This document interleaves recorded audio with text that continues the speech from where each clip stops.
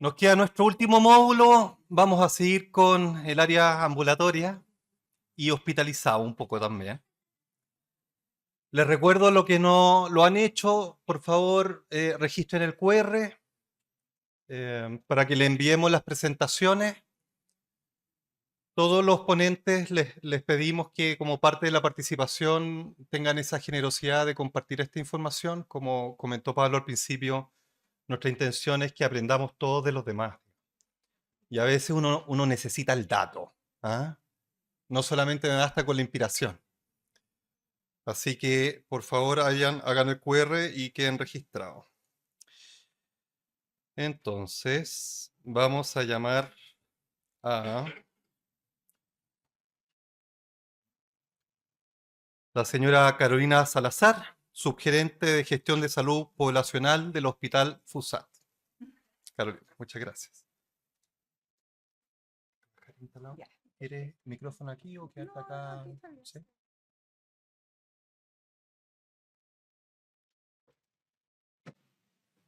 Muy amable.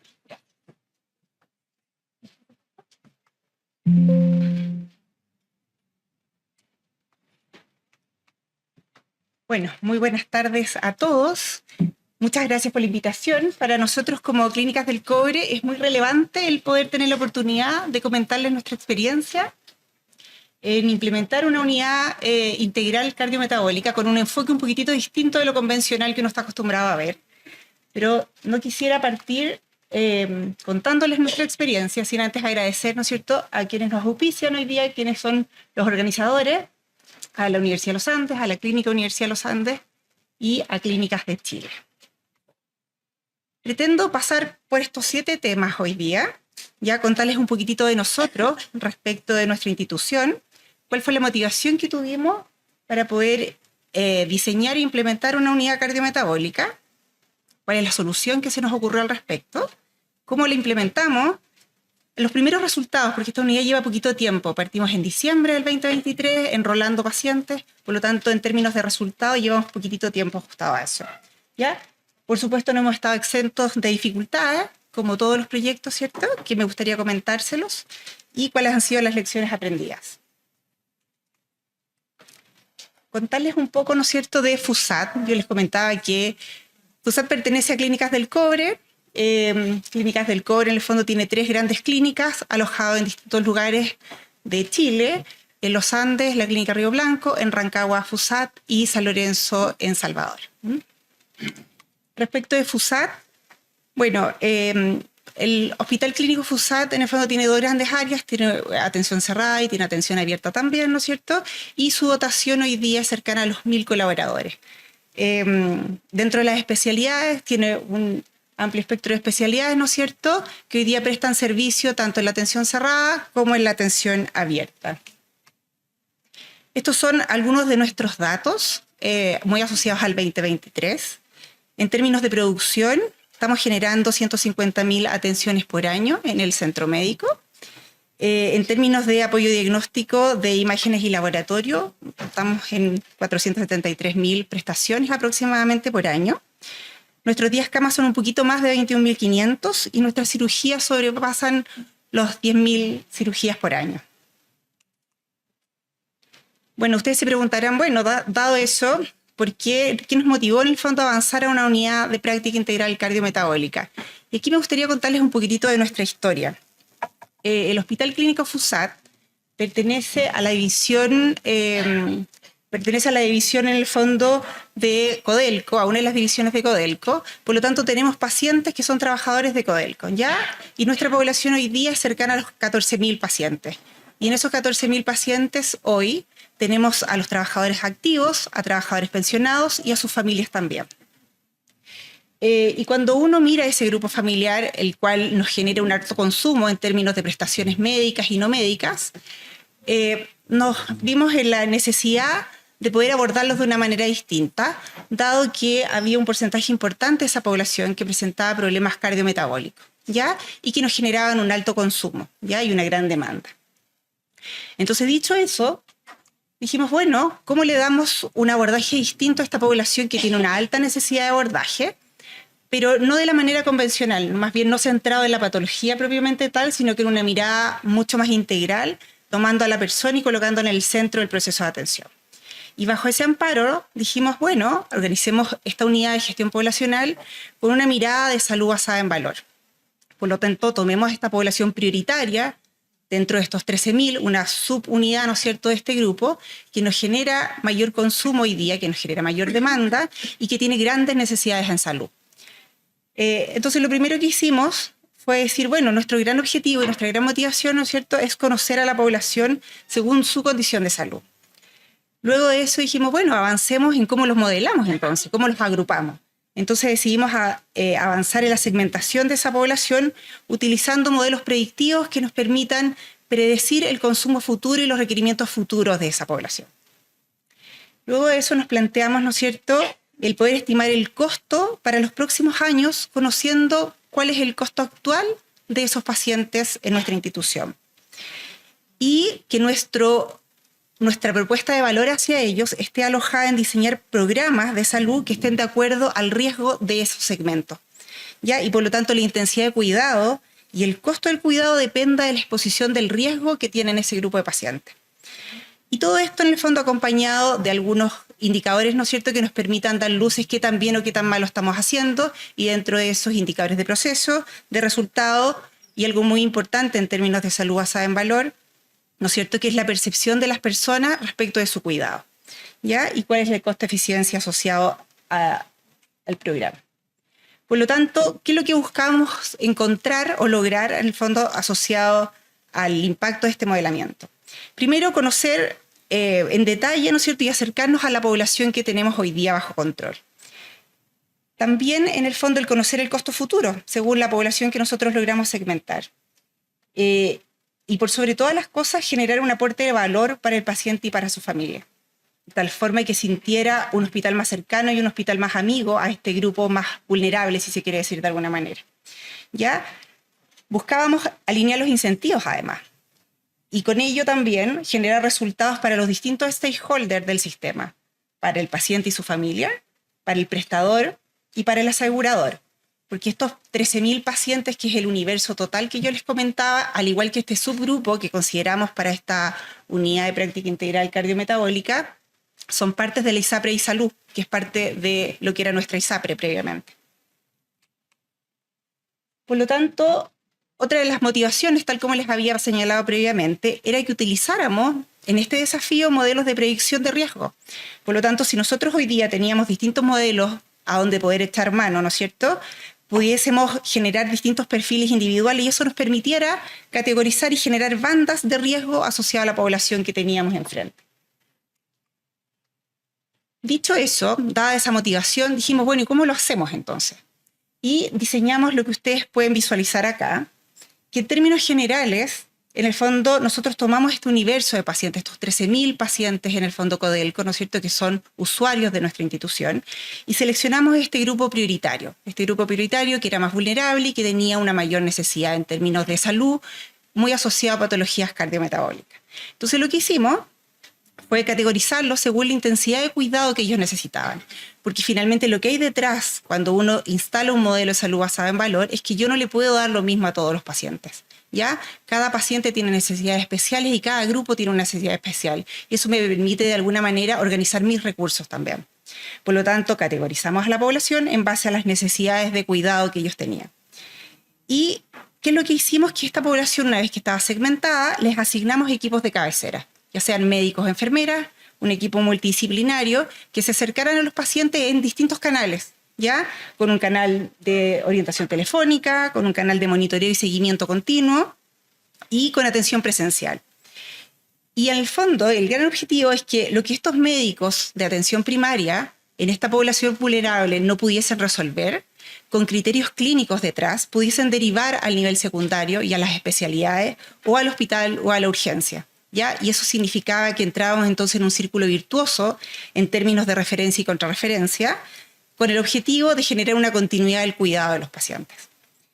Ahora, este modelo, este flujo o esta solución no se sostiene por sí sola. En el fondo, para poder sostenerla, lo que necesitamos o lo que nosotros necesitamos en ese minuto para poder implementarlo es tener un sistema de agendamiento que nos permita este trabajo con un equipo multidisciplinario. ¿Y a qué me refiero con esto? A que podamos tener una atención en dupla, que el paciente Juan Pérez tenga una hora agendada, pero tenga atención con médico o con enfermera o con médico nutricionista. En el fondo, el tener la flexibilidad disponible para poder otorgar una atención distinta a los pacientes. Lo otro que necesitábamos era un registro electrónico potente y estructurado que nos permita captar una mejor información.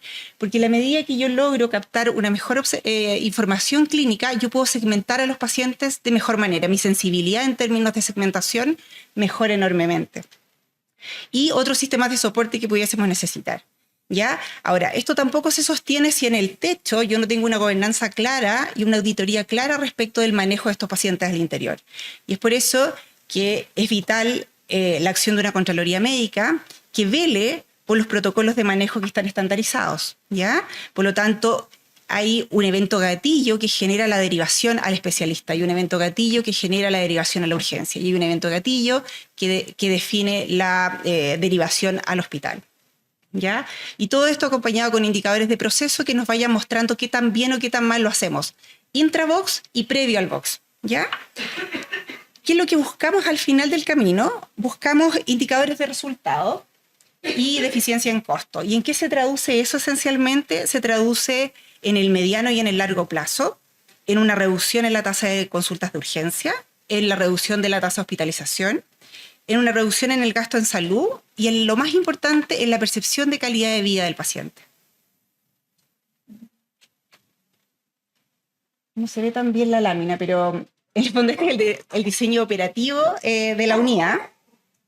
Entonces, tal como yo les mencionaba, tomamos este universo, vimos este grupo prioritario y a este grupo prioritario lo segmentamos según intensidad de cuidado. ¿Y cómo lo hicimos? ¿Cómo lo implementamos? ¿Cómo lo operacionalizamos?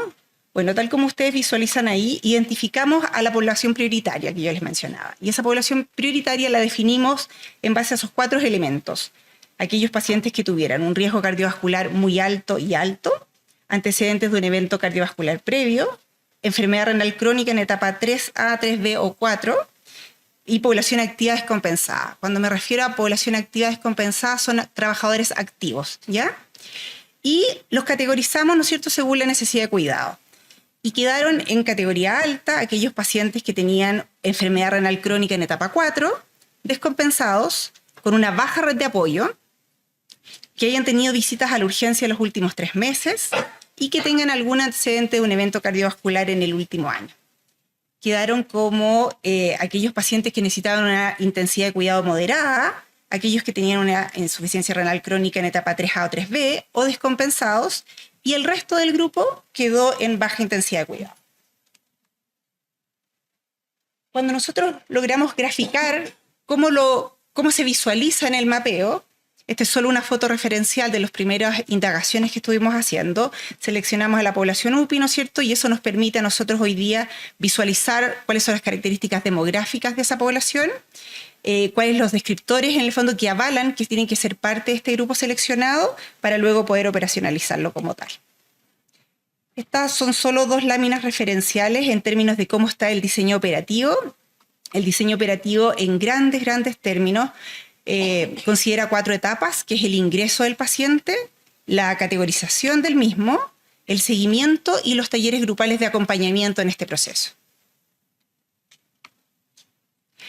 Además, este diseño operativo en términos de actividades asistenciales a entregar a este grupo está bien estructurado detrás. Hay todo un mapeo, ¿no es cierto? Entonces está definido cuál es la frecuencia de atenciones que tiene que recibir un paciente con alta intensidad de cuidado, con mediana intensidad o con baja intensidad. Entonces tenemos claramente diferenciado cuántas veces viene ese paciente al médico, cuántas veces viene con enfermera, cuánto seguimiento a distancia tiene que tener, si es que tiene atención a psicólogo o no. Por lo tanto, está todo eso mapeado detrás y muy avalado y acompañado de los protocolos clínicos que tenemos definidos. ¿Ya?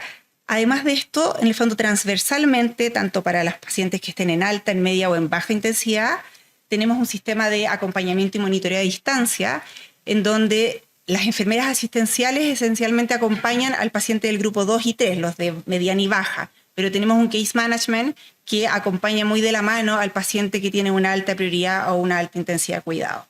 Y transversalmente los pacientes son acompañados, tanto ellos como su familia, en talleres educativos, porque finalmente sin la educación del paciente en términos de síntomas de alerta y manejo de su patología crónica es bien difícil poder avanzar con este tipo de modelo. ¿Cuál es el rol entonces en este seguimiento que tenemos instaurado de medicina familiar en particular? Esencialmente lo que hace el médico familiar es recoger toda la evaluación no médica, que es un insumo muy relevante en la definición de este profesional. Además, entrega los criterios de derivación que están asociados a las respuestas, ya sea de referencia o contrarreferencia, y además tiene la capacidad este profesional en el proceso de seguimiento, que es una de las etapas importantes, de cambiar de intensidad de cuidado al paciente, ya según el comportamiento y la adherencia al tratamiento que vaya teniendo. Ahora, ¿cuál es el rol entonces del otro profesional que es un actor clave dentro del proceso, que son las enfermeras y los profesionales no médicos? Su rol está esencialmente centrado en la tropometría y los parámetros clínicos. Hoy día tenemos un proceso en donde el paciente ingresa, es recibido por una TENS que controla sus parámetros clínicos y luego eso entra a la consulta ya sea por profesional médico o no médico. ¿Ya? Este profesional, en esta consulta, este profesional no médico revisa la adherencia al tratamiento del paciente por distintos parámetros que tenemos definidos y evalúa aspectos psicológicos y de red de apoyo. Estos dos últimos los hace esencialmente a través de instrumentos PRO que los hemos extraído de la ICHOM y que finalmente lo que busca es la autopercepción del paciente en términos de salud física, mental y calidad de vida. Porque en estos modelos en particular, en el fondo el rol del paciente tiene que ser un rol súper activo. En el fondo, en la toma de decisiones en salud, el paciente tiene que ser un actor clave en términos de la decisión en su cuidado. Estos son algunos resultados. Yo les comentaba que partimos con esta unidad en diciembre del 2023, por lo tanto, en términos históricos llevamos muy poquitito tiempo. Esta es la evolución en términos de enrolamiento de la población. Partimos en diciembre enrolando pacientes. Nuestra meta en este piloto es llegar a 550 pacientes y luego de eso escalarlo a los 13.000 pacientes que nosotros tenemos en el hospital. Estos son algunos resultados en términos de compensación de hipertensión arterial, de cobertura y compensación. Si ustedes se fijan, nosotros en el histórico siempre hemos tenido una buena cobertura, pero eso está asociado esencialmente porque dentro de los descriptores yo les comentaba que tenía que ser población activa, ya, o sea, trabajadores activos que suban a la faena.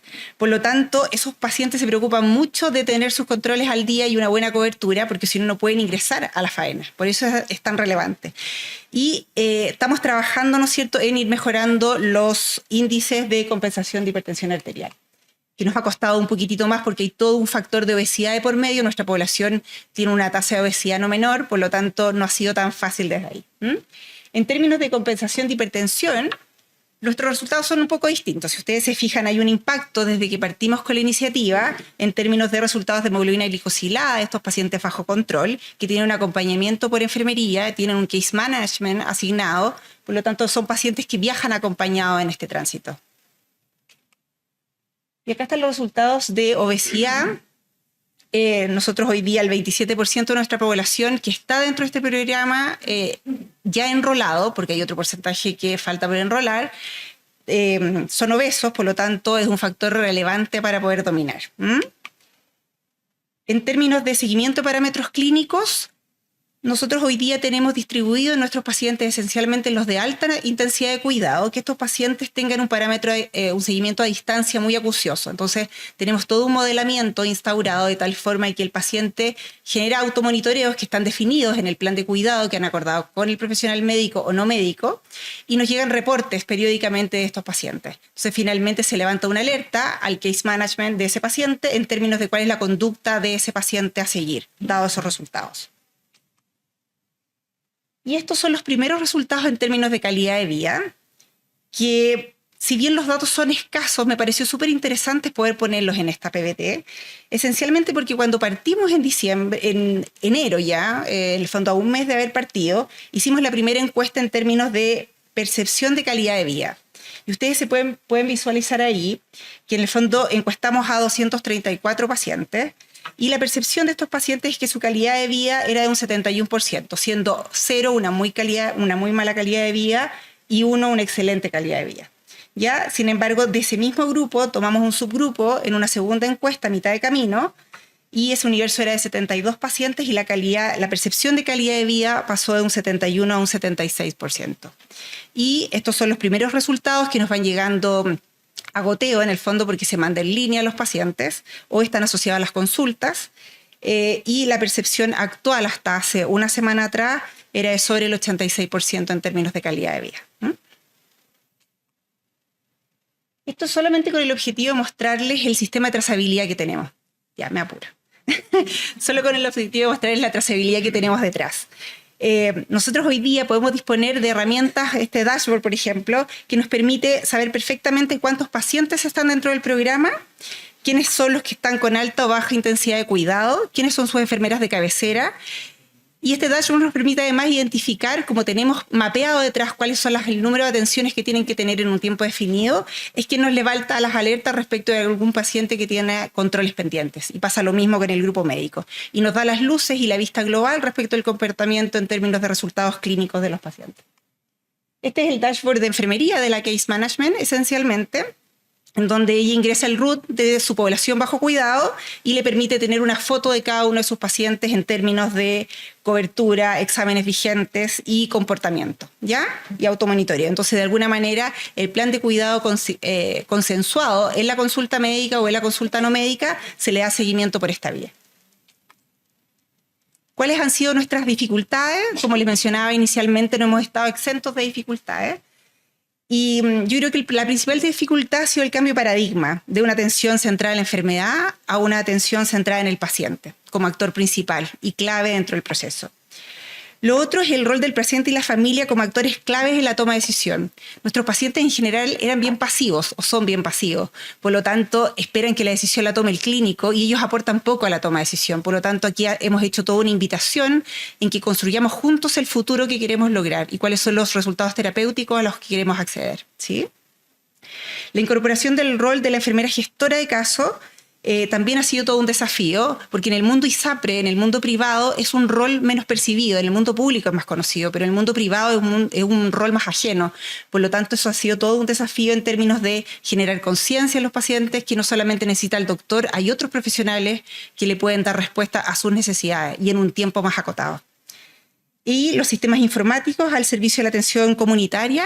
Las fichas en general tienen una visión muy hospitalaria y cuando uno quiere hacer trabajo comunitario, las fichas a ratos nos quedan un poco incómodas en términos de flexibilidad, ¿no es cierto? Por lo tanto, esa también ha sido una de las dificultades que hemos tenido, que hemos podido subsanar, pero que hemos tenido. ¿Cuáles han sido las lecciones aprendidas? Yo creo que una de las principales lecciones aprendidas de este piloto ha sido el alto compromiso de la alta gerencia y de la alta dirección. Claramente, sin un compromiso férreo de que somos capaces de generar un cambio en los pacientes, sin la alta gerencia es bien difícil. Por lo tanto, su compromiso es vital para esto, en términos de la asignación de recursos. Es primordial, además, involucrar al ecosistema organizacional clínico y administrativo en el proyecto, pero no incorporarlo solamente con la comunicación, sino que también con roles claros y con roles claves dentro del sistema. Otra de las lecciones aprendidas ha sido la comunicación con los stakeholders. En este caso, para nosotros en particular, la comunicación con las mesas de salud de Codelco ha sido muy, muy relevante, porque ellos terminan siendo un vocero al interior de la faena, ¿ya? Con la división del teniente en particular, con los líderes comunitarios y con los pacientes en términos de encontrar en ellos también un buen vocero que nos permita impregnar este modelo de salud distinto y diferente con el resto de sus pares. Relevante para el éxito el engagement entre el paciente y la red de apoyo, porque finalmente si nosotros como institución no logramos ser un hospital amigo de cara al paciente y el paciente no logra generar un engagement con nosotros, es muy difícil que podamos lograr los resultados clínicos que queremos obtener. Y lo que no es necesario, por supuesto, no olvidar, ¿no es cierto?, que el paciente está en el centro y a su alrededor es donde está el ecosistema que vela por su cuidado, pero él es un actor clave, por lo tanto lo necesitamos activo y presente. Así que muchísimas gracias por la oportunidad de contarles nuestro proyecto.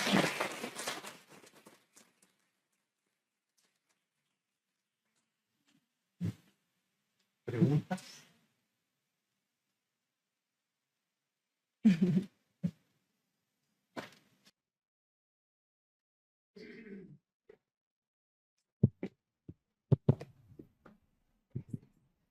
Hola, muchas gracias por la presentación.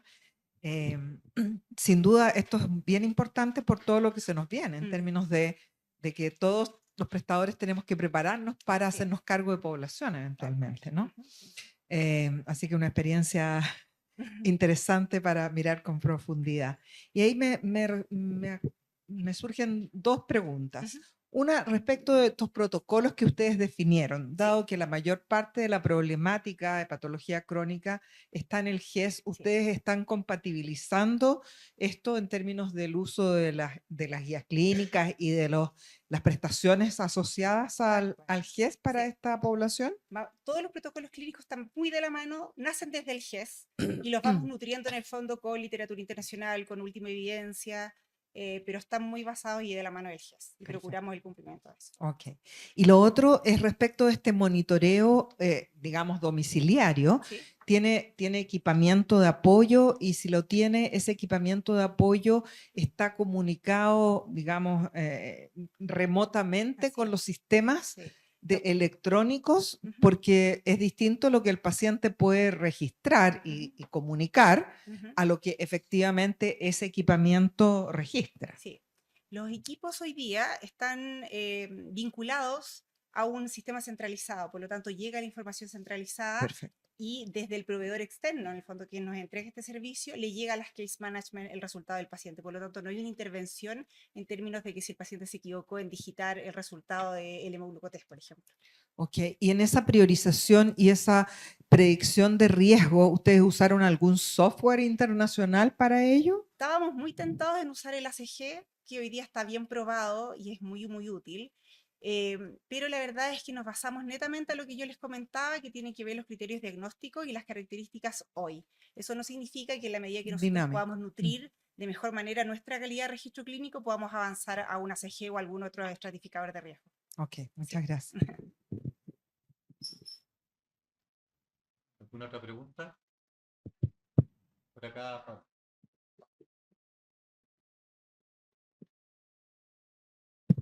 Gracias.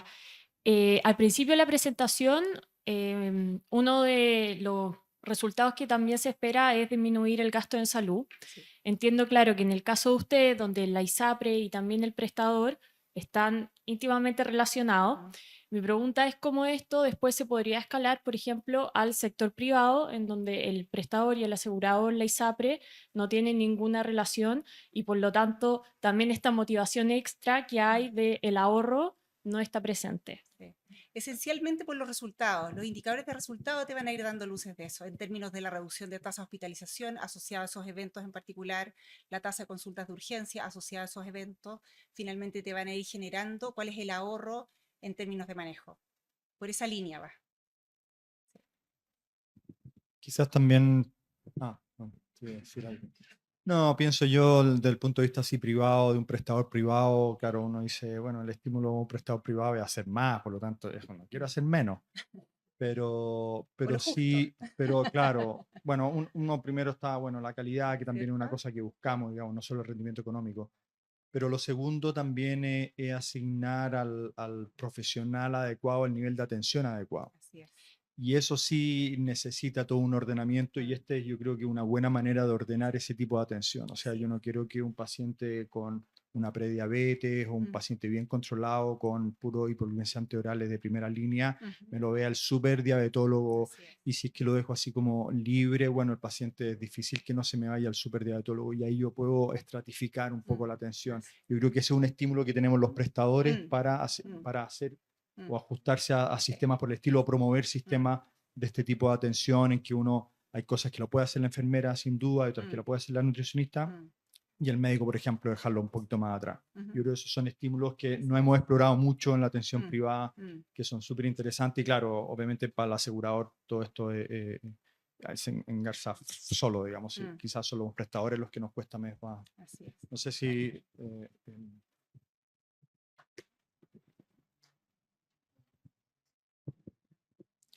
Primero felicitar por la iniciativa. En el sector privado efectivamente tenemos un gran debe sobre conocer bien nuestras poblaciones ambulatorias. Sabemos poco de ellos.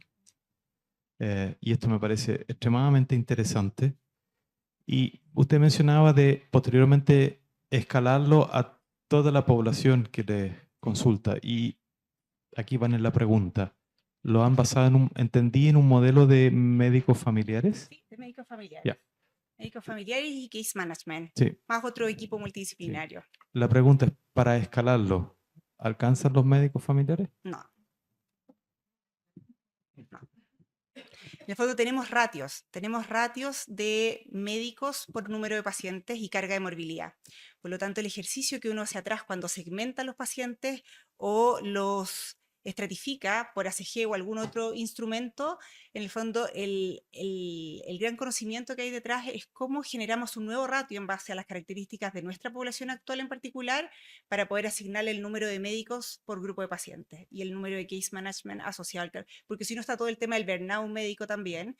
Y lo otro que es súper relevante en el fondo de incorporar en esa juguera tiene que ver con el control de las referencias y las contrarreferencias y cómo conversa eso con el burnout de los equipos clínicos, que es muy, muy relevante. Muchas gracias. De nada.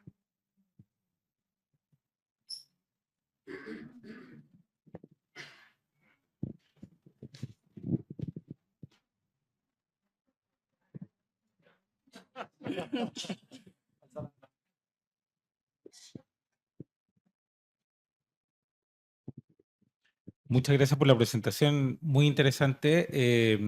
Creo que lo que nos has mostrado pone de relevancia también el cómo hacemos prevención. Ujú.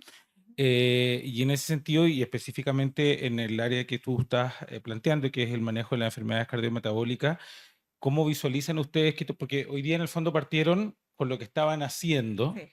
y con lo que contaban? Ujú, ujú. Pero me imagino que en la medida que ustedes categorizan a los pacientes y establecen modelos predictivos, van a ir también surgiendo necesidades desde el punto de vista de cómo podemos mejorar la prevención, eh, ya sea desde la incorporación de nuevos medicamentos o de nuevo instrumental o de atenciones X. ¿Cómo ven ustedes ese espacio de la prevención Ujú. inserto en este programa? Va muy de la mano, va muy de la mano, como bien tú señalas, en el fondo este fue un grupo ya seleccionado con determinada carga de morbilidad y muy, muy conocido. Por lo tanto, nosotros en paralelo tenemos comités para este grupo en particular, un comité que se llama, que es un comité de TESA, en donde evaluamos distintos fármacos que pudiésemos incorporar y la negociación que podemos llegar con la ISAPRE en términos de incorporación de nuevos fármacos a la canasta GES hoy día, si es que lo amerita. Y por otra parte, con este otro grupo que todavía no se ha subido, tenemos programas preventivos en términos de detección precoz de distintas enfermedades. Porque tenemos pacientes que van con una carga de morbilidad de 0 a una carga de morbilidad de 10 hoy día. Sí.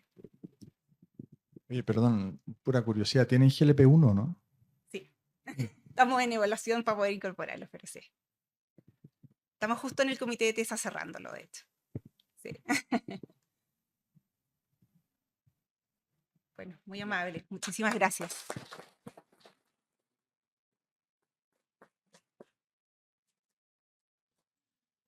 Muchas gracias, Carolina. Espectacular.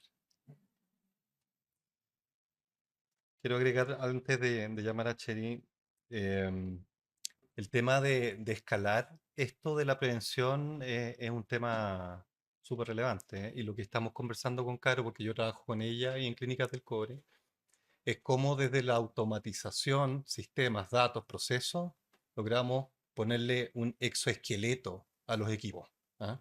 Un exoesqueleto. O sea, no es reemplazar al equipo médico-enfermería, case manager, con un sistema, sino ponerle a las personas como Iron Man, ¿ah? Para que vuelen más alto, digamos.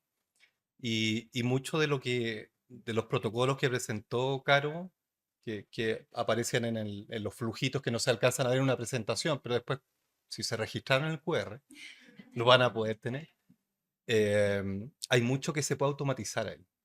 Y creo que esa es la clave, ¿ah? Para escalar estas cosas, digamos. ¿Mm? Bueno, entonces seguimos con nuestra penúltima presentación. Dejo con ustedes a Cheri Gutiérrez, es la directora de gestión clínica de Clínica Dávila y nos presentará gestión de la variabilidad clínica. Cheri, adelante. ¿Pasas con eso? Este es el enlace. ¿Puedes hablar aquí? O si quieres te paso el... ¿Está bien? Bueno, hola, buenas tardes. Me imagino que ya están todos medios cansados. Em, Igual voy a hacer un comentario que este es el módulo ambulatorio, pero yo les voy a hablar de hospitalizados. Em, un poco de introducción para contarles un poco el lugar donde yo me desempeño. Clínica Dávila, Recoleta es parte de la red de prestadores de empresas médicas, igual que Santa María. Y desde el año 2022 conforma la red Dávila junto a Dávila Vespucio y los 3 centros médicos periféricos. Es la institución de salud privada más grande del país y fue fundada en el año 88, así que tiene muchos años de trayectoria. Es una clínica de alta complejidad que tiene más de 600 camas, es prestador importante de patologías GESCAEC, trabajamos con 900 médicos en general, más de 3.000 profesionales que están trabajando también con nosotros. Un porcentaje importante de los pacientes que nosotros atendemos son FONASA y es un hospital que es docente asistencial y que además es el primer hospital en acreditar por 4ª vez. Y contarles un poco cómo llegué a esto de la gestión clínica y por qué les voy a hablar de la variabilidad. El año 2009 yo llegué a la Clínica Dávila como médico especialista en medicina física y rehabilitación. Y ahí me llamó mucho la atención la cantidad de pacientes de larga estadía que habían, ya pacientes que llevan 7 años en la clínica, hospitalizados. Y en mi curiosidad de poder entender por qué se generaba esto, en el fondo, yo diseñé un proyecto que era para tener camas de rehabilitación, porque yo estaba convencida que con eso yo podía sacar a los pacientes de larga estadía. Y golpeando las puertas de la dirección médica, finalmente empecé a colaborar con un equipo de la alta dirección que estaba enfocado a trabajar con estos pacientes que eran de larga estadía, pero además de alto costo financiero, ¿ya? Porque finalmente terminaban siendo cuentas que nadie pagaba. Y por cosas del destino, no es que yo haya cerruchado el piso, el director de gestión clínica de ese momento que lideraba este comité fue ascendido a un cargo corporativo y me propusieron ser la directora de gestión clínica. Y dentro de los principales problemas que se detectaron era esto, la gran variabilidad clínica en distintas cosas, porque me empezaron a hacer trabajar con paquetes quirúrgicos, ¿cierto? No solo con los pacientes hospitalizados, sino que también con cosas quirúrgicas. Y de ahí uno se va enfrentando a distintas cosas que hacen que las cosas sean un poco más difíciles. Primero estaba en una institución muy grande, con un número importante de médicos, algunos con pocas horas de dedicación en la clínica, otros que tenían muchas horas de dedicación en la clínica. La mayoría de los doctores que hacían mucha actividad asistencial no tenían una relación de contractual con la clínica, sino que más bien una prestación de servicio. Las unidades críticas son unidades abiertas, es decir, hay un médico tratante que es el que toma las decisiones, además del médico residente que está coordinando todo lo que pasa con el paciente in situ dentro de esa unidad. Había una falta importante de protocolización de cómo se manejaban los pacientes por patología y también médicos muy paternalistas. Entonces, había que buscar estrategias para poder ir a trabajar con estos grupos clínicos. Y es así como el año 2019 parte una unidad que se llama Service Line. El equipo actualmente cuenta con una enfermera coordinadora, 5 enfermeros, 5 matronas, 4 TENS y una administrativa. Actualmente tenemos 61 patologías en seguimiento, que corresponden aproximadamente al 25% de los egresos hospitalarios y al 54% de los egresos quirúrgicos. Tenemos además otro trabajo paralelo que tiene que ver con pertinencia quirúrgica, que estamos evaluando 14 patologías y actualmente también asumimos parte del desafío de hacer el seguimiento de los pacientes de lista de espera FONASA. ¿Cuál es la gracia de esta unidad? Que lo que busca es tratar de resolver de forma muy integral un problema de salud específico, con el objetivo de estandarizar la práctica clínica implementando vías clínicas locales basadas en guías internacionales, ¿ya? Adaptadas muy perfectamente a la realidad local para que estábamos convencidos de que esa era la única forma de generar este como engagement con los médicos, pero asegurando la calidad del servicio, el uso responsable de los recursos y disminuir la variabilidad clínica. ¿Cómo definíamos que una patología iba a ser service line? Primero escogíamos patologías que tuvieran un curso predecible. Por ejemplo, no iba a elegir pancreatitis, ¿ya? Porque eso puede evolucionar de una manera bastante distinta dependiendo del paciente. En general, por volumen, por el impacto que tenía, muchas veces relacionado con cirugías que nosotros teníamos paquetizadas, porque ahí les voy a mostrar por qué es importante que también tenga esa lógica. Y después se fueron sumando otros requerimientos que tenían que ver con requerimientos específicos de la especialidad, que ellos sentían que había una necesidad de protocolizar esto, de los servicios clínicos y también por implementación de normas ministeriales como la ley Mila, la ley Dominga, que nos hicieron ocupar esta misma metodología para poder hacer los flujos y el seguimiento de estos pacientes. En general, lo primordial de esto era elegir a un médico líder que iba a liderar este service line por patología, que no necesariamente era el jefe de especialidad, y eso es súper importante, porque en general tratamos de buscar al mejor portado, por así decirlo, ¿ya? Se hacía un análisis de la realidad local, cómo estamos hoy. Veíamos que lo que decían las guías de práctica clínica internacional, en este caso, como bien decía el doctor Hernández, las MCG, que fue las guías que como grupo corporativo decidimos que íbamos a trabajar. Vimos cuáles eran las brechas, definimos cuál iba a ser la documentación que íbamos a necesitar, en el fondo cuál iba a ser nuestro pathway o nuestro camino del paciente y la vía clínica. Generar todas las herramientas de apoyo que tenían que ver básicamente como las planillas de seguimiento que íbamos a tener. Después, educar, sociabilizarlo con el resto del equipo clínico, chequear que todos estuvieran de acuerdo, que todos se comprometieran, hacer los cambios si eran necesarios y después ir involucrando al resto de los equipos clínicos, porque muchos de estos hitos no son solo lo que el médico hace, sino que también lo que el kinesiólogo hace, lo que la nutricionista hace, lo que la enfermera hace, ¿ya? Y en general, cada vez que iniciamos una patología, el piloto duraba un mes y hacíamos un análisis para ir viendo si había nuevas brechas hasta lograr una vía clínica lo más perfecta posible dentro de lo que nosotros encontramos, ¿ya? Hoy vamos con versiones 4 de guías clínicas, así que créanme que eso ha ido evolucionando con el tiempo. Estas son más o menos las patologías que nosotros tenemos actualmente, como les decía, 61 patologías, distintas especialidades. La documentación incluía varios aspectos para que se entienda que este es el viaje completo del paciente, ¿ya? Obviamente era definir cuál era la patología que queríamos seguir con este service line, cuáles eran los criterios de inclusión y exclusión, cuáles eran los exámenes que yo necesitaba previo a la cirugía, cuáles eran las evaluaciones médicas que necesitaba previo a la cirugía, cuál es el tiempo de estadía que iba a tener ese paciente y el nivel de cuidado al que tenía que ir ese paciente. Los insumos que se utilizaban, por ejemplo, las mallas en las hernias inguinales, las prótesis en las prótesis, para que todo estuviera más bien estandarizado. El tratamiento farmacológico, los controles posteriores, incluso el reposo laboral recomendado para estos pacientes. Y aquí aparece esta figura del navegador, ¿ya? Que en el fondo son enfermeras, matronas y TENS, que lo que hacen es identificar al paciente que ingresa a este camino, toma el contacto con el paciente si corresponde, fideliza la atención, entrega educación sobre el proceso médico-quirúrgico desde lo administrativo a lo clínico, es decir, nosotros orientamos desde cuál es el proceso de admisión que tiene que hacer, cuál es la documentación que tiene que levantar con el asegurador, en el fondo, todo lo que sea administrativo, más todo lo que el paciente va a vivir durante su camino en la hospitalización, cosa que el paciente sepa que se tiene que organizar porque se va a ir el mismo día de alta o al día siguiente, en el fondo, que tengan todo muy preparado para que podamos cumplir con nuestro objetivo.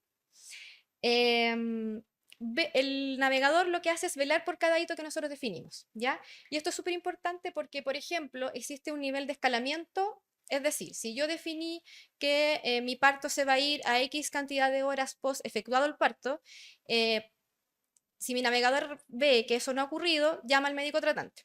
Si el médico tratante no contesta, jefe de especialidad.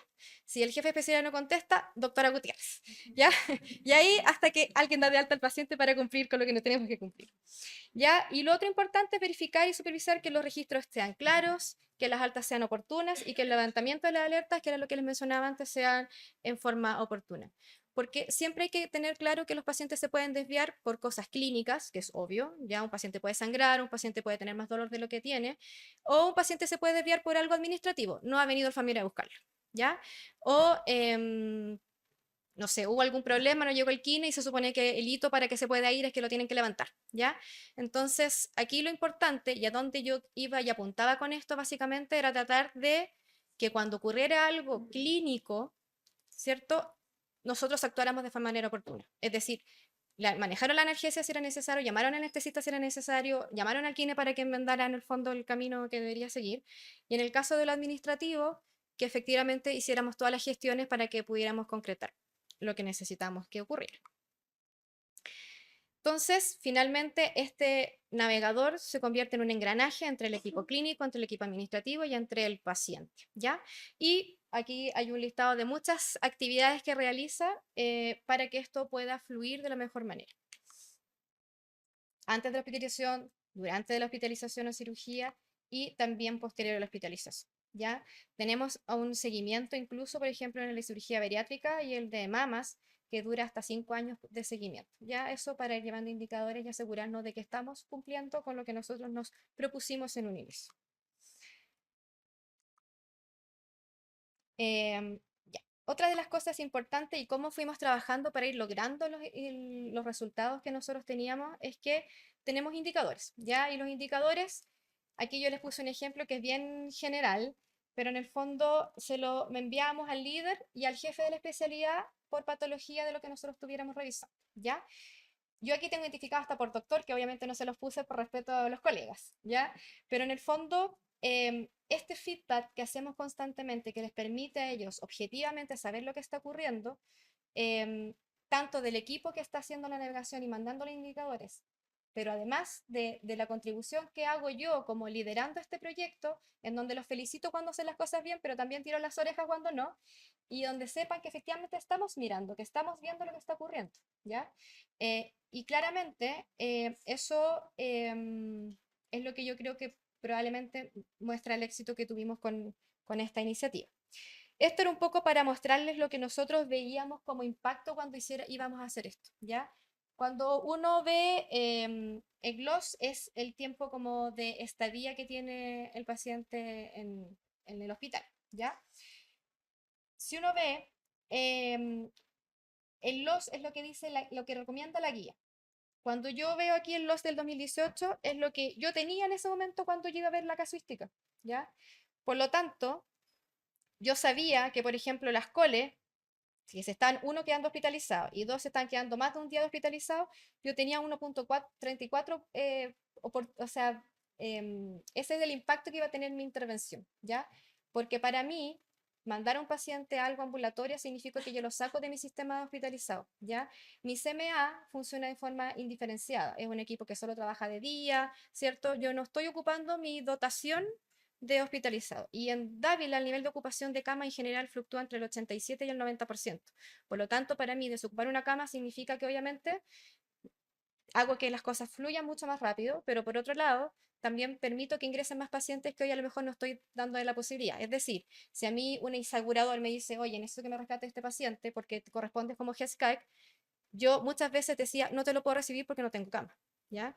Hoy yo tengo esa holgura, yo mejoré de recibir 10% de los pacientes de, por ejemplo, de GESCA que me pedían, hoy día estoy sobre un 50% de lo que me solicitan, ¿ya?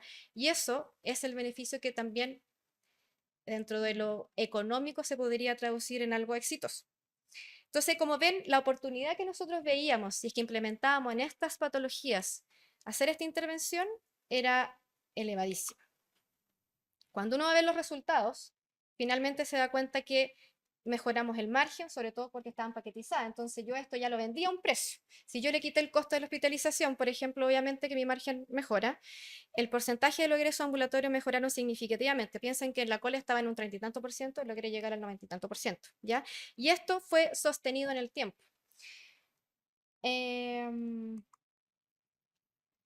En general, hasta nosotros anualmente revisamos aproximadamente 13.000 pacientes.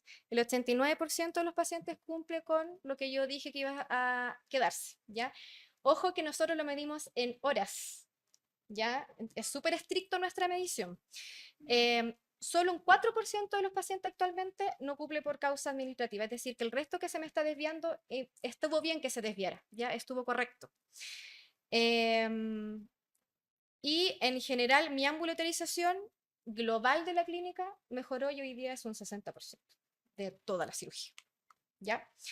Ahora uno dice, ¿esto cómo lo ve el paciente? Porque quizás igual son agresivos, ¿cierto? Que yo lo estoy sacando rápidamente, que lo estoy metiendo en un sistema ambulatorio y la verdad es que cuando uno va a medir el impacto en el NPS, no hay una merma, todo lo contrario, hay una mejor satisfacción. ¿Por qué? Porque creemos que el paciente está más educado, porque sabe que su viaje está más conocido, por lo tanto sabe lo que viene y lo que va a ocurrir. Y todo el equipo sabe lo que tiene que hacer. Entonces eso también mejora probablemente la satisfacción de los pacientes.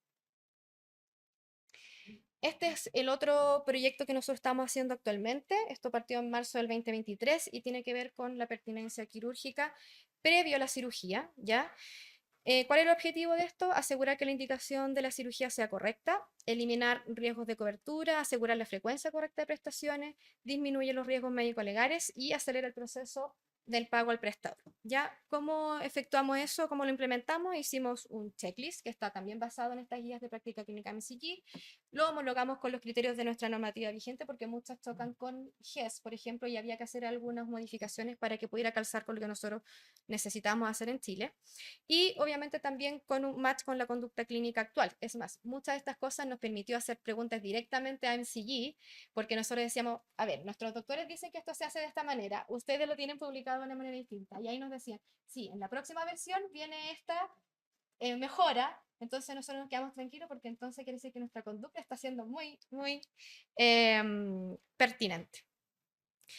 Y lo otro importante con este modelo es que nosotros logramos hacer un acuerdo con el asegurador, ¿ya? Entonces, podemos definir, si es que el paciente lo autoriza, en el fondo, mandar los antecedentes previo a la cirugía, cosa que el paciente sepa que va a tener la cobertura, check, ¿ya? Y por otro lado, el beneficio que tiene de hacerlo es que cuando el paciente no quiere que mandemos la información, cuando viene la revisión ex post, ¿ya? Lo que habitualmente nos pasa con la seguridad es que nos devuelven constantemente las cuentas, ¿ya? Esa cantidad de evolución de cuentas hoy ya no existe, porque el paciente, ellos revisan los antecedentes, en el fondo, como está todo documentado, como dijimos que iba a estar documentado, esa revisión pasa rápidamente, entonces también tenemos un pago hacia nosotros mucho más eficiente, mucho más rápido, por lo tanto, todos quedan contentos con este proceso. Llevamos hasta el momento 6.339 casos analizados, ¿ya? En un comienzo, esto puede sonar medio feo, pero cuando empezamos a hacer análisis, 55% de los casos eran pertinentes, ¿sí? Había un 45% que pareciera ser no pertinente, pero en realidad cuando uno iba a ver el detalle de lo que pasaba, era que finalmente lo que ocurría era que faltaba información clínica en los registros clínicos, ¿ya? Porque el examen se lo tomó en otro centro, porque nuestra ficha clínica no estaba disponible, porque el doctor no puso todo lo que necesitamos que coloque en la ficha clínica que respalde lo que está justificando la cirugía, ¿ya? Hoy día tenemos un 99,5% de pertinencia a la indicación quirúrgica y eso ocurrió ya a los 6 meses, logramos que el equipo se alineara, que los doctores entendieran lo que necesitábamos hacer, que registraran correctamente, obviamente más las intervenciones del equipo de navegadores que recopilaran toda la información. Solo 4 casos finalmente no resultaron pertinentes, 1 que fue suspendido y 3 que fueron reagendados porque en realidad lo que le faltaba era tiempo de tratamiento farmacológico para decir que había habido una no respuesta al tratamiento, ¿ya? Esto también tiene de la mano una mejora en los registros clínicos desde el punto de vista de los médicos, que eso también nos ayuda mucho para todas las que hacemos gestión y análisis y revisión de fichas. Y obviamente una mejor satisfacción usuaria por la cobertura segura, tanto por el paciente, pero también por los doctores. Este es mi equipo de Service Line, bueno, parte del equipo, ya que en el fondo es el que ha ejecutado todo esto que yo les he comentado. Y les quiero contar cortito otra área del trabajo que nosotros realizamos. Esto es un trabajo colaborativo que hacemos entre el área de gestión clínica y el equipo de MCG, que está la doctora Alvarado y Carlita, que son quienes lideran el equipo de MCG de Dávila. Cosas que ellos lo que hacen es hacer seguimiento de un grupo de pacientes desde que ingresan a la clínica durante toda su hospitalización. Cuando nos empiezan a mostrar lo que ellos ven, vamos pesquisando cosas que para nosotros son una oportunidad. Como que nos dimos cuenta que había una baja pertinencia inicialmente de los pacientes que ingresaban a la hospitalización, desde admisión central, no de urgencia, ¿ya? Y cuando fuimos a ver cuáles eran los motivos, un grupo no menor, yo diría relevante, se debía a la infusión de medicamentos biológicos, ¿ya? Entonces yo dije, ok, ¿qué podemos hacer acá? Y con eso creamos el centro de infusión ambulatoria, logramos hacer un acuerdo con los aseguradores para que tenga cobertura los pacientes con este tipo de infusión ambulatoria y también mejora para mí porque tengo más camas disponibles para los pacientes que sí requieren estar hospitalizados, ¿ya? Otro ítem eran los pacientes que ingresaban para estudio o porque ingresaban días previos a la hospitalización, ¿ya? Y ahí, bueno, hay una conversación de la doctora Gutiérrez con los distintos equipos clínicos diciendo que eso ya no se permitía más en esta institución. Y también una instrucción a admisión para que cuando hubiera un caso que no dijera autorizado por la doctora Gutiérrez, tenían que llamarme para que viéramos si correspondía o no que el paciente ingresara. ¿Ya? Y como pueden ver, hoy día nuestro porcentaje de pertinencia mejoró del 72% en el inicio y hoy día estamos con un 99% de pertinencia. Otro hito que pudimos pesquisar gracias a este seguimiento que hace el equipo de MCG fue que había una pertinencia del nivel de cuidado de intermedio que no era tan buena, ¿ya? Y ahí hicimos otra estrategia que tiene que ver con, yo cambié la definición de quién saca al paciente de la unidad, como les contaba antes, lo hacía el médico tratante, hoy lo hace el médico residente. La forma que hicimos para ayudarlo es que generamos un checklist que también está basado en MCG, ¿ya? En donde el residente ve si el paciente cumple alguno de esos hitos, si cumple puede permanecer a la unidad, si no cumple es un paciente que pudiera ingresar a la unidad de menor complejidad, ¿ya? Esto significó capacitación de los residentes y obviamente seguimiento de ese uso de la herramienta. Como pueden ver, la pertinencia que partió siendo un 76% en el año 2019, hoy día está entre el 98 y 100%. Sostenido en el tiempo, que también eso es importante, porque muchas veces uno hace ajustes y eso con el tiempo como que se deja estar, pero esto ha sido persistente en el tiempo. Y tenemos también lo que tenía que ver con la pertinencia al nivel de cuidado de médico quirúrgico, que en el año 2019 hay un 67% de pertinencia, y ahí hay una gestión muy activa, muy diaria, muy del día a día en el fondo, donde el equipo de MCG nos está alertando de pacientes en los menores de 10 días que pudieran salir con tratamientos al domicilio, sobre todo endovenoso, kinesioterapia, ¿cierto? Cosas que curaciones, o gestión de oportunidad de interconsulta y exámenes de procedimiento. De hecho, aquí apareció el hecho de que con cardiología tenemos, por ejemplo, problemas, sobre todo con los ecocardios, ya se hizo un protocolo, hoy día tenemos horarios destinados específicos para que los pacientes hospitalizados tengan su ecocardio de una forma más oportuna. Y en el caso de los pacientes que tienen estadías mayores de 10 días, gestión de ingreso de pacientes a hospitalizaciones domiciliarias, interacción directa con la unidad de paliativos y de rehabilitación para que podamos coordinar esto de forma mucho más ejecutiva y eficiente, y privilegiando los egresos a centros de menor complejidad de rehabilitación. Y como pueden ver, también mi nivel de pertinencia hoy en día está muy fit. Como conclusión, los aprendizajes que son míos, pero que se los quiero compartir porque creo que alguien se quiere aventurar a hacer cosas así. Primero que en la gestión del cambio, porque de verdad esto es un cambio cultural, ¿ya? El líder tiene que estar totalmente convencido. Y yo de verdad estaba muy convencida que era lo que teníamos que hacer.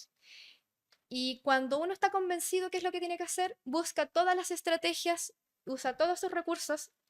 Ojo con lo que estoy diciendo, porque no quiero que se malinterprete, pero para poder lograr que el equipo logre entender que esto de verdad es un beneficio para todos, ¿ya? El soporte de la medicina base de la evidencia, el uso de estas guías de práctica clínica han sido fundamental para nosotros. ¿Por qué? Porque ¿qué hace la doctora experta en medicina física y rehabilitación debatiendo con el doctor de bariátrica? ¿Cierto? Bueno, ese argumento es el que nos permite finalmente avanzar, ¿ya? Porque si no, nos quedaríamos sentados en estos egos o en este yo sé más, cuando en realidad hay literatura que avala que nosotros podemos hacer las cosas de una manera distinta, ¿ya? Los consensos y acuerdos, esto yo no lo podría haber logrado, ni mi equipo lo podría haber logrado, si nosotros no hubiéramos consensado, no hubiéramos acordado. ¿Y a qué me refiero con esto? Es que no quiero hacerlo ambulatorio. ¿Por qué? Es que me da miedo que al paciente le pueda pasar algo. Perfecto. Vamos a llamar al paciente a las 12 horas, a las 24 horas. ¿Te parece eso? Sí, perfecto. Ya. Es que tengo problemas, por ejemplo, manguito rodador. Tenemos problemas porque en realidad el paciente tiene mucho dolor. Bueno, hablemos con anestesia. Anestesia, ¿qué podemos hacer para que el paciente se pueda manejar en el domicilio de una mejor manera? Yo creo que podríamos utilizar una bomba elastomérica. ¿Se fijan? Entonces, esto en el fondo lo que hizo fue buscar distintas partes del equipo que están involucradas para poder lograr que ese objetivo final se cumpliera. Y mover una pieza mueve todo el sistema así. Porque, por ejemplo, ¿qué nos pasó cuando fuimos a ver parto y cesárea? Trabajamos con los ginecólogos, todo perfecto, y no nos resultó en un principio. Bueno, ¿qué pasa? No, es que no viene el neonatólogo.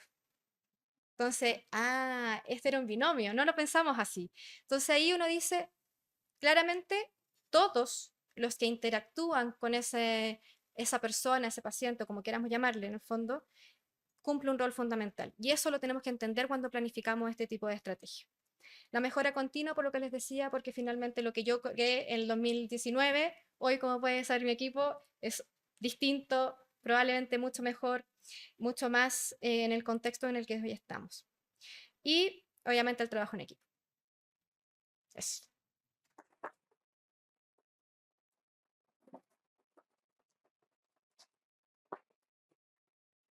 Muchas gracias, doctora. Alcanzaremos una pregunta si alguien tiene una nomás. Allá.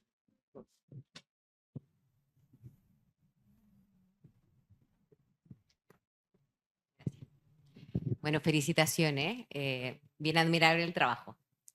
Mira, lo que te quería preguntar respecto a la dotación de navegadores, ¿cómo la calculan? Porque tienes 61 patologías que estás monitorizando Sí. y monitorizas a cada uno de los pacientes de esas patologías. Sí, lo que pasa es que en general calculamos, dependiendo de patología, hay algunas que son, la navegadora puede navegar entre 40 y 60 pacientes diarios, aprox, ya dependiendo de la complejidad. Pero lo que hemos ido haciendo, cuando yo les digo que esto se va manteniendo en el tiempo, es que hay cosas que yo ya no necesito seguir, porque llegaron para quedarse. Entonces, hoy lo que hacemos, de hecho, hoy día estamos en ese plan, es que hago auditoría, en el fondo, tomo una muestra y me fijo si es que está ocurriendo. Si está todo perfecto, sigo, porque eso me permite avanzar en tomar más patologías o asumir nuevos desafíos con el mismo equipo sin tener que crecer en recursos humanos. Perfecto. ¿Y en cuánto tiempo más o menos se te estabiliza en el fondo la gestión? Digamos, todos los estamentos te obedecen a esta estandarización de proceso. Sí, como les decía, a ver, en general, como para que algo esté bien afiatado, sobre todo con los cambios que hay que haciendo, o ajustes que hay que ir haciendo en el tiempo, yo diría que entre unos 6 a 8 meses uno puede decir esto ya está como aceitado. Pero igual, ojo, porque van ocurriendo cosas, o sea, por ejemplo, que igual no tienen que ver solo con esto, pero bariátrica, por ejemplo, ha ido cambiando constantemente. Y eso ha sido uno de los dolores de cabeza que hemos tenido, porque, no sé, cuando llegó el PAD, por ejemplo, que cambió los criterios, entonces había que hacer una cierta cantidad de cosas que van haciendo ciertos ajustes. Pero hoy en día yo diría que hay una cultura de la institución que sabe que necesitamos, que los recursos primero son finitos, que tenemos que optimizar lo que tenemos. Entonces, hoy ya no es extraño que yo le diga, doctor, ¿por qué está ingresando este paciente? Y él sabe que no es correcto lo que está haciendo y dice, ay, chuta, sí, se me ha olvidado. O sea, ya no hay un enojo de parte, o sea, como que yo siento que está muy en el consciente colectivo de que hoy trabajamos de esta manera, de que estamos supervisando, que lo estamos mirando y que hay muchos ojos que igual llegan a la dirección médica finalmente. Entonces, yo creo que hay una conducta de todo el equipo para que esto funcione de la mejor manera. Yo creo que de verdad no sé si es solo mi institución así, en donde la gente es muy como de orientarse en la tarea, de seguir como navegar juntos con este objetivo, porque igual nosotros somos mucho de mostrar lo que hacemos y quizás eso también repercute en que ellos se sientan parte de eso. Pero el beneficio finalmente igual, no sé, por ejemplo, lo que me pasa con los doctores. Al principio que no quiero aspirar al ambulatorio, pero hoy día ellos llegan, operan, dejan las indicaciones y se van. No tienen que volver al otro día para hacer visita ni a dar de alta. Entonces también van viendo que hay beneficios para ellos y que la atención fue segura porque ya lo hemos demostrado con los números, porque no aumentaron las readmisiones ni las rehospitalizaciones, no hubieron más complicaciones. Entonces cuando ya se dan cuenta que esto es seguro, que lo estamos haciendo serio, que cada vez que ellos levantan un problema, nosotros les damos una respuesta o una solución alternativa como el llamado telefónico, el seguimiento de alguna manera, o un control adelantado. Probablemente eso también genera como esta mancomunión de que todos estamos trabajando en conjunto por que no es solo exigir de mi parte, sino que es algo entre todos. Perfecto. Para la gestión del cambio con el estamento médico, ¿qué estrategias les han resultado más? ¿Como algo motivacional? ¿Hay alguna sanción cuando el médico no adhiere? Yo Porque creo que la medida, mira, para que se entienda, la medida más drástica que tomamos en algún momento haciendo esto, de hecho, fue con las coles. Porque, como les decía, yo tengo doctores que trabajan en hospital durante la mañana y se iban a la clínica en la tarde. Por lo tanto, ellos tendían a operar las coles en la tarde. Pero como en general también eso quizás es algo inhabitual en las clínicas, al menos en Dávila hay mucho porcentaje de doctor que sí trabaja mucha jornada. Entonces, cuando el doctor ve que el único que sale en el reporte es él como no cumpliendo y el resto sí cumple, Reporte con nombre y apellido. sí, ¿ya? En ese doctor, finalmente, por ejemplo, cómo lo solucionaron, esos doctores cambiaron su horario en el hospital. Y terminaron igual después cumpliendo, pero en el fondo tuvieron que hacer un cambio de su horario en su otro empleador para poder dar cobertura a esto. Pero más que mostrar los números, porque igual hay una competición entre ellos probablemente. Entonces, cuando uno muestra números identificados, puede que sea una buena estrategia. Estupendo, muchas gracias.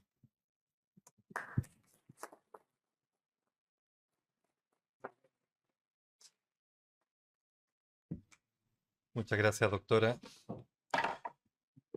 Esto se está acabando. Están cansados, pero felices, ¿no? Los dejo con la doctora Begoña Yarza, directora del Instituto del Tórax. Bienvenida, Begoña. Muchas gracias por participar. ¿Quieres hablar aquí o quieres hablar con el micrófono móvil? Pero, ¿sabes qué acá? ¿Sí? Sí, puede ser. Ok. Porque el micrófono. Ah, es ese. Sí. Sí, entonces el micrófono. Sí, Yo pensé que había que traerlo.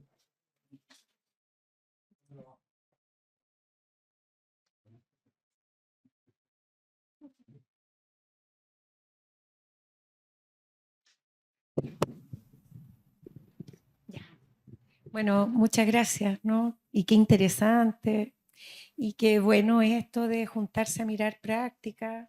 Yo creo que nos falta hartas veces juntarnos a mirar cómo lo hacemos entre todos, ¿no? Está muy bonito. Así que muchísimas gracias y qué pena que no pude estar todas las jornadas, que me imagino que... Y pareciera que hay que hacer algo y uno queda listo para verlo todo, ¿sí? Hay que hacer un gesto ahí, vale. Yo lo trataré de hacer. Bueno, gestión clínica ambulatoria. Yo creo que ahí tenemos como, no solo como prestadores, sino como sistema, una deuda pendiente, ¿no? Y lo que uno ve es que los problemas de salud en nuestro país, a los que todos tenemos que enfrentar, estamos frente a esta epidemia de enfermedades crónicas.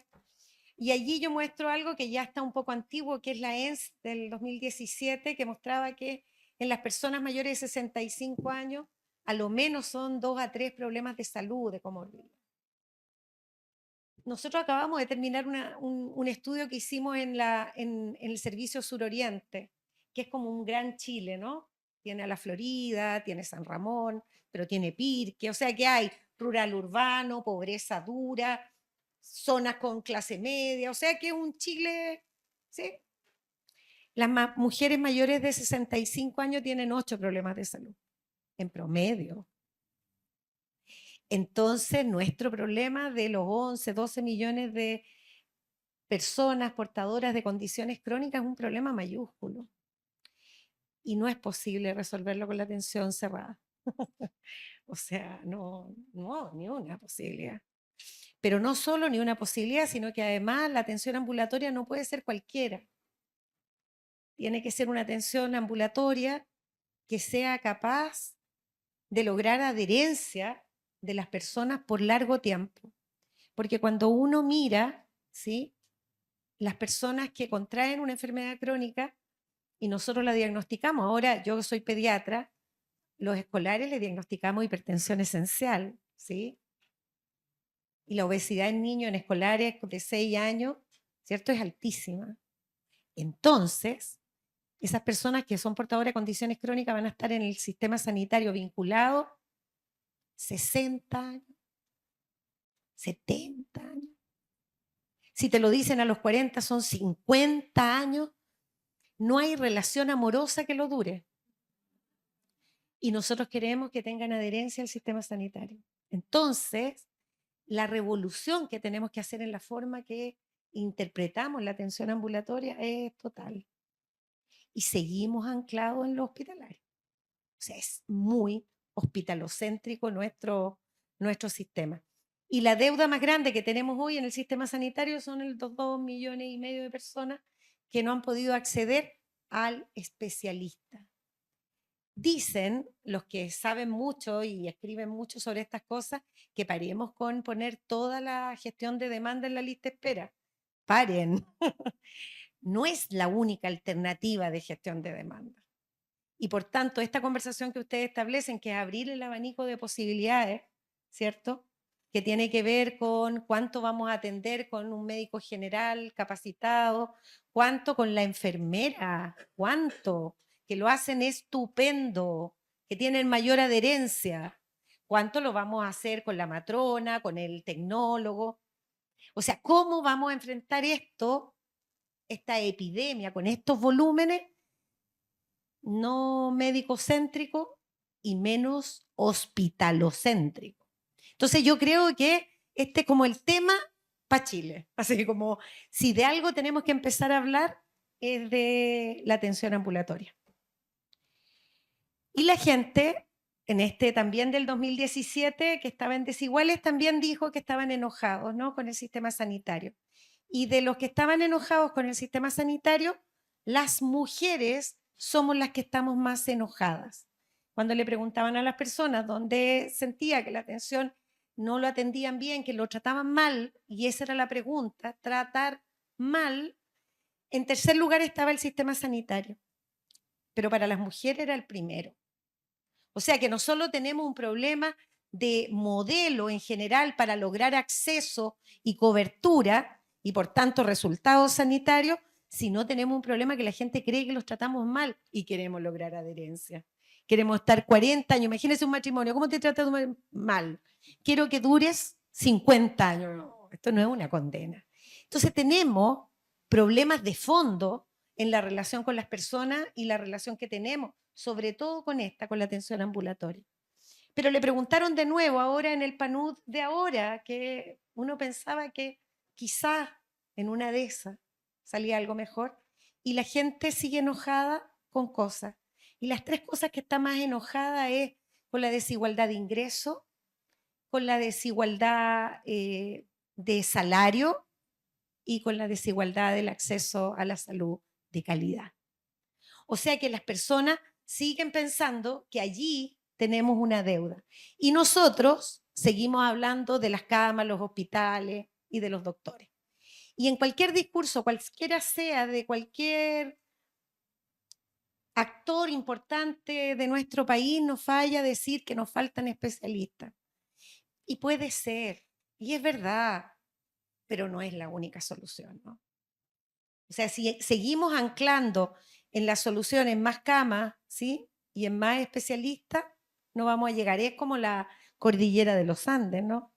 No, es que esto no puede ser porque está la cordillera de los Andes. Cuando salga la cordillera de los Andes, vamos a cambiar. Nunca. Entonces, tenemos una deuda, ¿sí? Y ahí está. La tercera, acceso a la salud de calidad. Entonces, cuando uno piensa en los hospitales del futuro, es los ambulatorios. Y todo habla así. Al que le pregunten, juntan a gente en Europa de las organizaciones más prestigiosas y dicen, ¿cómo quiere ser? Chiquititos los hospitales, chiquititos, una boutique, chiquitito. Y todo lo demás ambulatorio. Y las personas dicen, y estos expertos dicen, mira, toda la tecnología que tenemos es para eso. O sea, la tecnología es para echar a la gente para afuera, para que vaya para su casa. ¿Ustedes han visto las unidades de atención psiquiátrica intensiva ambulatoria? En Valencia hay una experiencia preciosa y en Barcelona igual. En Inglaterra también, pero estas que son hispanas, como que uno dice, y esta cultura nuestra latina va y tienes mejores resultados, porque como tú haces una intervención en el ambulatorio, en tu comunidad propia, en tu familia, la intervención es sostenible en el tiempo. Viste que ahora los damos de alta y allí hay que empezar un trabajo para lograr que allí ocurran las cosas que tienen que ocurrir, ¿no? O sea que no hay ningún ámbito, ninguno, en que lo ambulatorio no pueda ser una mejor alternativa, salvo en aquellas cosas que son más riesgosas. Entonces, la reina de esta fiesta debería empezar a ser la atención ambulatoria. Y yo, a propósito de haber dirigido un hospital pediátrico y que nos gustaba lo ambulatorio a los pediatras, porque en este país los que hacen cirugía mayor ambulatoria son los pediatras. O sea que el 80% de su cirugía, uno mira los resultados del Calvo, como estoy en el Oriente ahora, miro esos números, y ellos están en el 80%. O sea, niñitos, chiquititos, ¿cierto? Entonces, y uno mira las cifras de Canadá y otros países y nosotros estamos súper al debe, muy al debe. Entonces, en esta minga de lo pediátrico, nosotros después terminamos publicando, pero lo que quisimos hacer y que los que les quiero contar, que esta cosa transformadora de llevar todo a lo ambulatorio requiere de algo que comentaban algunos que tiene que ver con que la alta gerencia, o sea, la dirección, los líderes clínicos, estén alineados. A eso nosotros le llamamos, ¿cierto?, gestión clínica, gobierno clínico. O sea, pareciera que lo que logra convertir esto transformador en sostenible es que estemos hablando de resultados en las personas, ¿sí? Porque cuando hablamos de la eficiencia, ¿no?, y ahorramos luquita, convoca a uno, a otros menos, ¿cierto? Que no somos todos. Pero cuando estamos todos es cuando miramos resultados en las personas. Y este proceso transformador fue así. Y lo que hizo que el eje fuera así tan potente fue el enfoque de derecho. A mí me gusta la atención central en las personas, a mí me gusta la humanización, pero hay algo superior a eso, que es el derecho de las personas. O sea que no solo quiero que tú estés al centro, sino que quiero que tú estés al centro con dignidad, portando tus derechos, dándote espacio para que los exijas, que es una relación distinta. Y allí es donde podemos lograr, en una relación así, el largo plazo. Y póngase en el lugar de cuando uno tiene pareja. Mira, puede ser súper amoroso y muy cuidador y te abre la puerta incluso del auto cuando entras. Pero quiere mandarte, cree que tiene la razón. Y eso es inaguantable. Entonces, la única forma de tener una relación sostenible es que sea desde una perspectiva de derecho. Y pretendemos, ¿cierto?, que toda la gente logre adherir a lo que nosotros estamos diciendo. La gente te hace caso en la consulta, y eso lo sabemos todos. Hay crónicas de las enfermeras recogiendo medicamentos en las casas de las personas que atendemos. O sea, kilos de medicamentos que no se toman y que te dijeron que sí. Y nosotros hicimos el primer congreso, nosotros en una organización infantil, infanto, adolescente y en algunos casos juvenil, porque los niños con enfermedades, portadores de enfermedades, condiciones crónicas, se quedan mucho más tiempo con nosotros. Y en esa organización hicimos esto, todo de nosotros con nosotros, un congreso que fue bien fundacional y que lo que hicimos es desde los preescolares hasta los jóvenes. Igual, para hacer esas cosas uno no las puede solo, porque en general los que trabajamos en salud sabemos de salud y un poco más, y no mucho más. Por tanto, acá le pedimos ayuda a colaboradores, las universidades, los proyectos universitarios y las universidades con las cuales tenemos convenios son universidades que tienen distintas profesiones. Así que le pedimos desde psicólogos, antropólogos, diseñadores, que nos acompañaran en ese camino. Hicimos un congreso porque metodológicamente cómo recoge la información de un preescolar, cómo se recoge la información de un escolar, cómo logras que el adolescente se sienta llamado y el joven, por tanto eran técnicas metodológicas distintas. Estudiamos harto y buscamos harta referencia para poder hacerlo.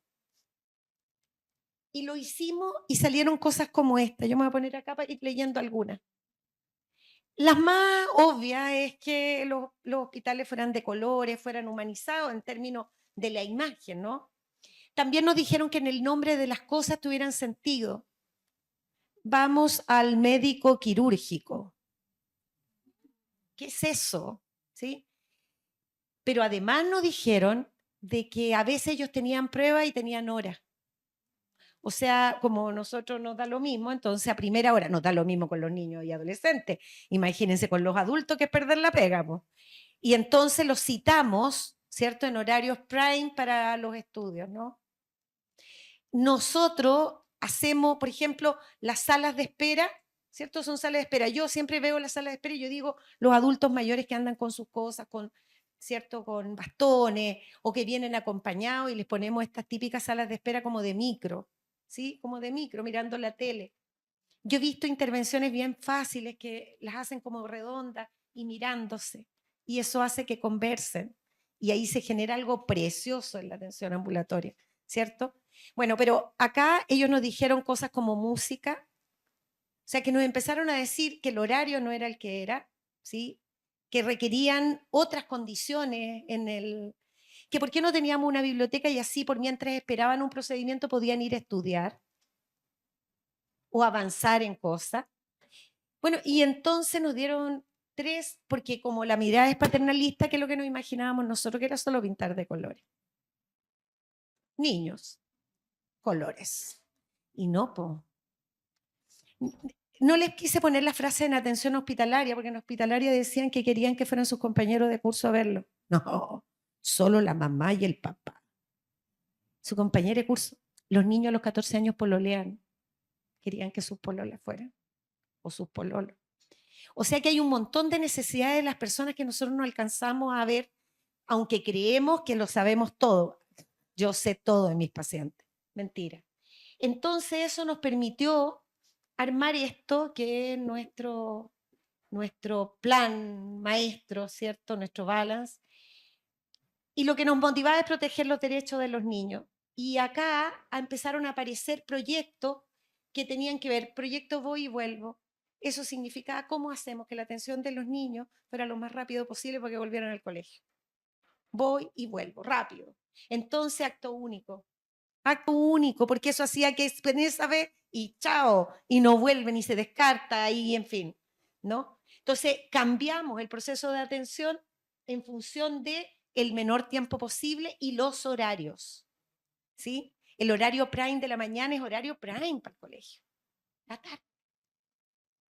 Extendimos la jornada, porque entonces no alcanzaba para hacer este acto único. O sea, es transformar en función de un requerimiento de alguien que es tu aliado para los próximos, como les decía, 70 años. Hicimos, bueno, ustedes conocen los proyectos NANEAS de niños con necesidades especiales, que es como un ESICEP de la atención primaria hoy, o estos de multimorbilidad, que significa que son pediatras generales que miran a los niños. Yo estoy convencida que los internistas podrían ver el 80% de los problemas de salud que tienen los adultos. Y seguimos con la superespecialización. O sea, yo creo que sí tienen herramientas para resolverla y ir a preguntarle al especialista 2 preguntitas y volver a esta mirada más generalista, más integral. Seguimos el tengo hora asegurada. ¿Qué es lo que ocurre? Que la gente falta a veces introspectivamente. Tú le das la hora a alguien y la hora es para 6 meses más y tienes que cambiarle la hora porque el médico faltó o la nutri faltó y el proyecto es tengo hora asegurada. Si ya alguien se planificó, no se lo cambie.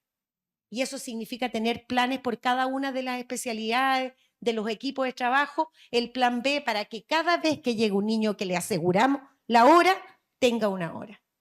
O sea, ¿cómo cambias el modelo en función de que la promesa de atención tiene que ocurrir? Porque la otra es que llamarlo antes, no, si lo llamamos antes y le explicamos, no, organizaron su vida para esto, bueno, eso es como estar comprometido. Hicimos el proyecto de murales, como dijeron que lo pintáramos. Entonces ellos dijeron, ¿no?, que lo querían colores y todo. Y en la segunda sesión que tuvimos del congreso, que ya eran las jornadas que hacíamos con ellos, nosotros trajimos unos muralistas. Y ellos nos dijeron, si nosotros sabemos pintar.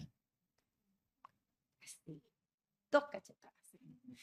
Y yo había traído al Mono González, que es como un muralista de la zona sur, yo creyéndome la muerte. Y dije, con el Mono González aquí estoy lista. Mono González, nada. Ellos. Y organizamos los murales con las propias comunidades, ¿no? Con las comunas, con el Departamento de Salud, con el Departamento de Educación, y se armaron grupos. En algunos grupos eran más pequeños, eran escolares, 30, 40 escolares, en otros eran niños más jóvenes, dependiendo de la capacidad organizativa que tenía la comuna. Y con ellos, en uno, como te tuve en la cisterna, eran concejales. Tenían como 15 concejales, niños. Precioso, imagínate esos niñitos paradísimos. Y ellos trajeron a compañeros de ellos. Bueno, cada una de las comunas organizó y pintamos el hospital con murales que contaban ellos, decían que era lo más importante de su barrio, que era la esencia de su barrio, y la contaban en las paredes. Entonces hay 17 murales increíbles pintados por niños, niñas, adolescentes y jóvenes que muestran a sus comunas. Son, qué monogos, son increíbles, increíbles. Tenía un proyecto de experiencia, la experiencia de los niños, porque viste que la experiencia, ¿quién llena el papel? La mamá. Y en los adultos mayores, el tutor. Yo no le quito valor, pero también quiero la de él. Si es portador de derecho, ¿por qué no va a poner su experiencia? Entonces, en los tótem pusimos lo de la experiencia, dejaban en las hospitalizaciones, ellos pintaban la experiencia y nos la entregaban, y por tanto empezamos a hacer como a entender qué es lo que pasaba con los niños en este proceso de atención. Hay una intervención que es el viaje submarino, que eso sí, como que también lo hicimos con ellos, que era todo lo que son exámenes que son tan complejos, resonador, que son tan raros, ¿no? Bueno, hicimos que todo radiología era un viaje submarino a la Antártida, y entonces está lleno de ballenas y cosas, y por cierto, el tecnólogo está dentro de un submarino haciendo las indicaciones, y eso hace que el mundo fuera distinto. Entonces, finalmente, ahí hay los murales. Si uno los mira, son bellos, bellos, son muy lindos. Ay, hice algo mal. Ahí. Son preciosos y son de cada una de las comunas, ¿no? Esa comuna es el bosque, con esa lengua grande como si fuera un refalín. Gaudí se queda chico. Yo, cada vez que pintaban algo, yo decía, pero esto es tremendo, ¿no? La creatividad de los niños. Solo decir que tienes que tener un ecosistema de colaboración, porque cuando uno se atreve a mirar en 360 grados, quedamos cortos, quedamos muy cortos. Médicos, enfermeras, tecnólogos, nos falta mucho para entender todo este entorno mucho más complejo que el de las personas. Entonces, como no vas a contratar ejércitos de sociólogos, antropólogos y en esas cosas, lo que tienes como a la mano es armar estos ecosistemas de colaboración. Y nosotros tenemos cosas que aportar. Por tanto, no hay que contratarlos a todos. Ahora estoy en el Tórax, y el Tórax es una organización de adultos, ¿no? Y distinta, ¿no? Pero tiene la belleza de que están los pacientes, las personas que atienden. Y hay gente linda adentro que quiere hacer las cosas bien, y se plantean como líder nacional cardiopulmonar y torácico, ¿cierto? Todos los trasplantes de pulmón del sistema público están en el Tórax, el 50% de los trasplantes de corazón del sistema público están en el Tórax, la cardiocirugía, en fin, cáncer pulmonar, somos la institución que más opera el cáncer pulmonar en los últimos 20 años, así que comparado con clínicas, con todo, o sea que hay un camino ahí de valor tremendo. Y estamos en un proceso de cambiar, ¿no? De hacer el estudio preinversional lo terminamos, y estamos soñando con el diseño y la implementación de aquello. Somos vecinos de María Elena, ¿cierto? Ahí está el instituto, arriba está la calle Infante, abajo Salvador y Rancagua. Ahí está el instituto, se está construyendo Salvador y Inger al lado, ¿cierto? Y nosotros soñamos con esto, que es el instituto, estar detrás de donde hoy está el Tórax y el Instituto de Neurocirugía, con un jardín adelante, con una casa de acogida con 20 habitaciones para que las personas que tienen que venir de provincia no tengan que ir a esas casas, ¿las han visto? Para el servicio de salud. Es del proyecto, pero para el servicio de salud. 20 cupos, pero no solo para los pacientes, sino que para la familia, pero también para los médicos, enfermeras que vienen a capacitarse. O sea, queremos armar un ecosistema ahí de conversaciones virtuosas, ¿cierto? Y en un primer piso, puras organizaciones sociales, de trasplante, que puedan capacitar, educar. ¿Ustedes se imaginan esa mezcla? Esa mezcla es muy innovadora. Ahí hay que hacer una oficina de innovación porque lo que va a salir ahí es tremendo. Y por cierto, queremos instalar una unidad de cuidados infantiles porque la población de las mujeres es 75%. Queremos transformar el modelo y lo que nosotros creemos es que en este instituto o en cualquiera, en este hospital pediátrico, el tema es la coproducción. Yo creo que las personas que atendemos tienen que participar desde el diseño de lo que vamos a hacer, desde levantar la necesidad. No es suficiente con el consejo consultivo que tenemos en el sistema público. Son súper yes men, es como un grupo de personas que... Entonces yo creo que tenemos que cambiar ese paradigma y buscar una forma de conectarnos con las personas desde otro lugar. Y esa coproducción, hay demasiada literatura con resultados tremendamente rotundos en resultados sanitarios. O sea, hay más adhesión, más resultados sanitarios, se mueren menos morbilidad. Está lleno. Ahí hay una lista de autores que hablan de esto y tienen mucha literatura para demostrar. Entonces yo creo que como las organizaciones de salud somos eso, organizaciones de puro cambio, vamos adaptándonos y en esa medida es que logramos tener cierto éxito y que ese cambio es muy estratégico y el cambio que tenemos que hacer en la atención ambulatoria y en los hospitales es paradigmático. Solo es posible hacerlo entre todos, pero con las personas que atendemos, individualmente, pero también colectivamente. A mí me gusta el plan conjunto con la persona, pero también quiero a la organización que mira y tiene una mirada quizás más política o quizás más global, sin miedo. Siempre son más ajustados que muchos de nosotros. Siempre ajustan el deseo. Son tan atinados las personas que se atienden con uno. Entonces la idea es que ese es como la experiencia es que sí se puede teniendo resultados sanitarios, pero con una relación distinta con las personas.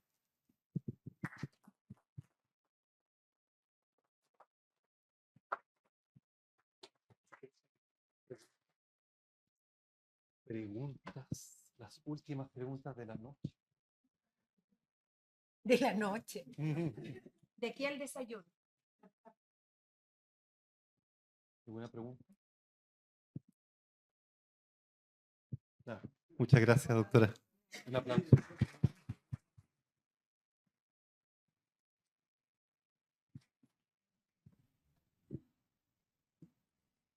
¿Cómo quedamos?